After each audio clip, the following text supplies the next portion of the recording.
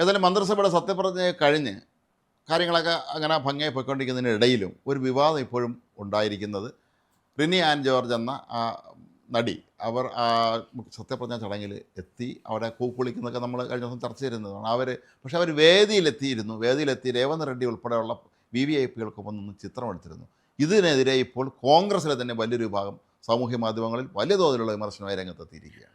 കോൺഗ്രസ്സിലെ വലിയൊരു വിഭാഗം എന്നല്ല, കോൺഗ്രസ്സുകാർ മൊത്തം ഒറ്റയാൾക്കും ആ പെൺകുട്ടിയുടെ വരവും ആ നിൽപ്പും അതൊന്നും ആർക്കും ഇഷ്ടപ്പെട്ടിട്ടില്ല. നിഖിൽ പൈലി യൂത്ത് കോൺഗ്രസ് നേതാവുണ്ടെന്ന് ഒരുപാട് വനിതാ നേതാക്കൾ ഇടുന്നുണ്ട്. ഇതിനകത്തെല്ലാം പ്രധാനമായിട്ടും ഇത് ചൂണ്ടിക്കാണിക്കപ്പെടുന്നത് രാഹുൽ മാങ്കൂട്ടത്തിനെതിരായ കേസ് മൂപ്പിച്ചുകൊണ്ടുവന്നത് റിനിയാണ് എന്ന് പറഞ്ഞു. അത് കോൺഗ്രസിന് തീർച്ചയായിട്ടും ഒരു പരിധിയുടെ ഡാമേജ് ഉണ്ടാക്കിയിരുന്നു. പിണറായി ഇല്ലായിരുന്നെങ്കിൽ അത് വലിയ തോതിൽ എഫക്റ്റും ചെയ്തേനെ കോൺഗ്രസിന്. അല്ല, റിനി കോൺഗ്രസ്സുകാരിയാണെന്ന് എവിടെങ്കിലും പറയുന്നുണ്ടോ?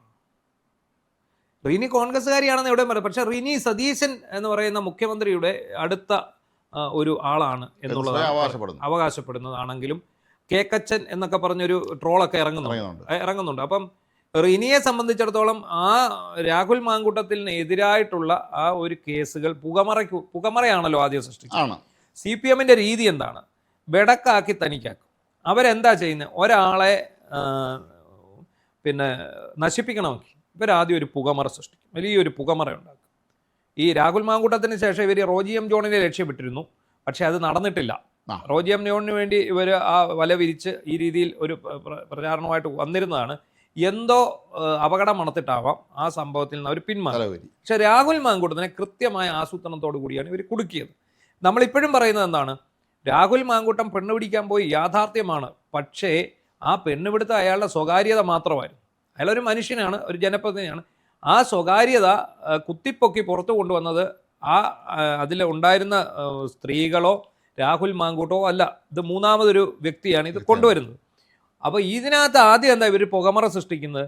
ഒരു യുവ MLAയുടെ ഇന്ന സാധനങ്ങൾ വരുന്നു എന്ന് അങ്ങും ഇങ്ങും ഒക്കെ ആയിട്ട് സൂചനകളുണ്ട്. നമുക്ക് ആരാണെന്ന് വളരെ പെട്ടെന്ന് മനസ്സിലാവും. ഈ സൈബർ സഖാക്കൾ, അതുപോലെ ഇടത് ബുദ്ധിജീവികൾ, അങ്ങനെയുള്ള കുറേ പേര് ഇങ്ങനെ സൂചനകൾ കൊടുക്കും.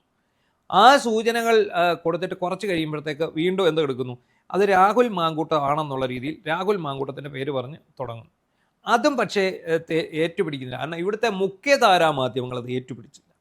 ദേശാഭിമാനി അങ്ങും ഇങ്ങും തൊടാതെ ഒരു വാർത്ത ആരും കൊടുത്തിട്ടില്ല. ഇല്ല, ദേശാഭിമാനി അങ്ങും ഇങ്ങും തൊടാതെ വാർത്ത കൊടുത്തു. കൈരളി അങ്ങും ഇങ്ങും തൊടാതെ ഒരു വാർത്ത കൊടുത്തു.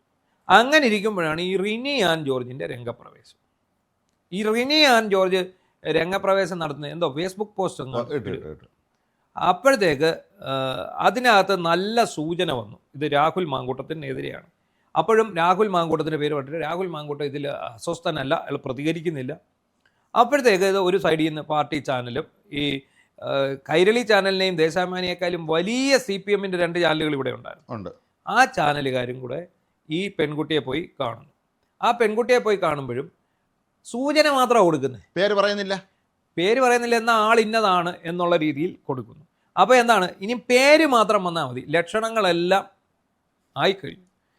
ഇനി ഒറ്റ പേര് മാത്രം പുറത്തോട്ട് പോകാം. ആ രീതി ആയപ്പോഴത്തേക്ക് ഈ പെൺകുട്ടി കൊടുത്ത സൂചന വളരെയധികം രാഹുൽ മാങ്കൂട്ടത്തിനെ ടാർഗറ്റ് ചെയ്തുകൊണ്ട് ഡാമേജ് ഉണ്ടാകുന്ന രീതിയിലുള്ള സൂചനയാണ് കൊടുക്കുന്നത്. അതേ തുടർന്ന് ചാനലുകാരെല്ലാം കൂടി രാഹുലിൻ്റെ പിന്നാലെ കൂടുന്നു. അപ്പോഴാണ് രാഹുൽ ഹൂ കെയേഴ്സ് എന്ന് ചോദിക്കുന്നത്. ചോദിച്ചു കഴിഞ്ഞതിന് ശേഷം ഇവർ പല രീതിയിൽ നോക്കുന്നു. ഇരകളുടെ ഫോൺ സംഭാഷണം പുറത്തു വിടുന്നു, അവരുടെ വാട്സപ്പ് ചാറ്റ് പുറത്തു വിടുന്നു, സൗണ്ട് പുറത്തു വിടുന്നു. ഒന്ന് ആലോചിച്ചോണം, ഇവിടുത്തെ മാധ്യമങ്ങളുടെ പണിയാണെന്ന് ഓർത്തോണം. ഒരു പരാതി ഇല്ലാതിരിക്കുന്ന ഇരകൾ അല്ലെ അതിജീവിതകൾ, അവർക്ക് യാതൊരു പരാതിയില്ല. ആദ്യം അവർക്ക് പരാതി ഇല്ല എന്നും പറഞ്ഞ് പിന്മാറി. പക്ഷേ പിന്നീട് അവരെ എങ്ങനെയോ ബ്ലാക്ക് മെയിൽ ചെയ്തോ മറ്റോ ആവണം ഈ രംഗത്തേക്ക് കൊണ്ടുവരുന്നു. അപ്പോൾ എന്ത് പറ്റി? ഇതിനൊക്കെ കാരണക്കാരിയായ ആൾ റിനി ആൻ ജോർജ് ആണ് എന്നുള്ള തരത്തിൽ വരുന്നു. റിനിക്കെതിരെ സൈബർ അറ്റാക്ക് വരുന്നു. അപ്പോൾ റിനിയുടെ പരാതിയിൽ പെട്ടെന്ന് പിണറായി പോലീസ്. അതുകൊണ്ടാണ് ഞാൻ ചോദിച്ചത്, റിനി ആൻ ജോർജ് കോൺഗ്രസ്സുകാരിയാണ് എന്നാണ് പറയുന്നത്. പക്ഷേ നമുക്ക് തോന്നുന്നില്ല. അപ്പോൾ VD സതീശനുമായിട്ട് ഏറ്റവും അടുത്ത ബന്ധം എനിക്കുണ്ട് എന്ന് ഈ പെൺകുട്ടി തന്നെ പറയുന്നു. അപ്പോൾ എന്ത് സംഭവിക്കുന്നു? ഈ രാഹുലിൻ്റെ കാര്യത്തിൽ കടുംപിടുത്തം പിടിച്ചത് VD സതീശൻ. അപ്പോൾ ഈ പെൺകുട്ടിക്കുള്ള സ്വാധീനം, സതീശനുമേലുള്ള സ്വാധീനം കൊണ്ടാണ് സതീശൻ അങ്ങനെ പെരുമാറിയതെന്ന് ഇപ്പോഴും ഇവിടുത്തെ കോൺഗ്രസ്സുകാർ എല്ലാവരും വിശ്വസിക്കുന്നു. ആ ഒരു വിഷയത്തിൽ മാത്രം ഈ പെൺകുട്ടിയെ അടുപ്പിക്കുന്നതുകൊണ്ട് മാത്രം സതീശനെതിരെയാണ് ഇവിടുത്തെ ആരോപണങ്ങളെല്ലാം വരുന്നതും അദ്ദേഹത്തിനെതിരെ ഏറ്റവും കൂടുതൽ രൂക്ഷ വിമർശനം ഉണ്ടായി ഈ ഒരു വിഷയം. ഈ സത്യപ്രതിജ്ഞ ചടങ്ങിനെത്തിയ റെന്നിയയ്ക്ക് നേരെ കൂക്കുവിളി ഉണ്ടായി, വലിയ ശരിക്കും കൂവി വിളിച്ചതെന്ന് മാത്രമല്ല, ഇത്രയധികം VIP-കൾ ഇരിക്കുന്ന വേദിയിൽ എങ്ങനെ ഈ പെൺകുട്ടി നേരെ ചെന്നു. സത്യപ്രതിജ്ഞ ചെയ്യേണ്ടിരുന്ന മന്ത്രിമാരുടെ ഭാര്യയ്ക്കും മക്കൾക്കും പോലും പലർക്കും അവിടെ എൻ്റെ ഏഴിൽ കയറാൻ പറ്റിയില്ല. എന്നിട്ട് ഈ പെൺകുട്ടി അവിടെ ചെന്ന് വന്ന ആൾക്കാരുടെ എല്ലാം ഒപ്പം സെൽഫി എടുക്കുക. ഒന്നാമത് സർക്കാരിൻ്റെ പരിപാടി, അതിൻ്റെ സുരക്ഷാ സംവിധാനം. രണ്ടാമത് ഗവർണറുടെ പരിപാടി, ആ ഗവർണർ വരുന്നതിൻ്റെ പ്രോട്ടോകോൾ, ഇതെല്ലാം സ്റ്റേജിലിരിക്കുന്ന രാഹുൽ ഗാന്ധി ഉൾപ്പെടെയുള്ള VVIP-കൾ അതീവ സുരക്ഷ ആവശ്യമാണ് അവിടെ ഇരിക്കുന്നത്.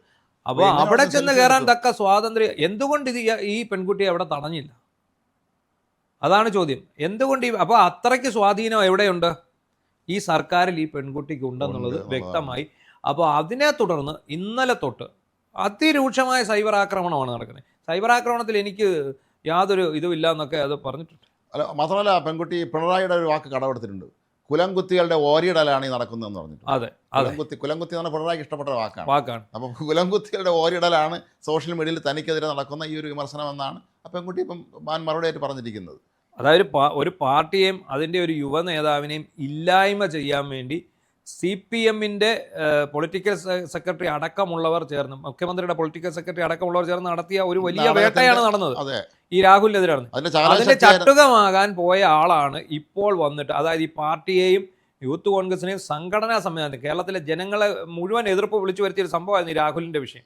രാഹുലിന്റെ വിഷയത്തിൽ CPM-ഉം അവരുടെ സൈബർ സേനയും അല്ലാതെ ഒരുമാതിരിപ്പെട്ട നാട്ടിലിറങ്ങി നമ്മൾ ആരോട് ചോദിച്ചാലും അവർക്ക് ആർക്കും രാഹുലിനോട് ഒരു ദേഷ്യവുമില്ല.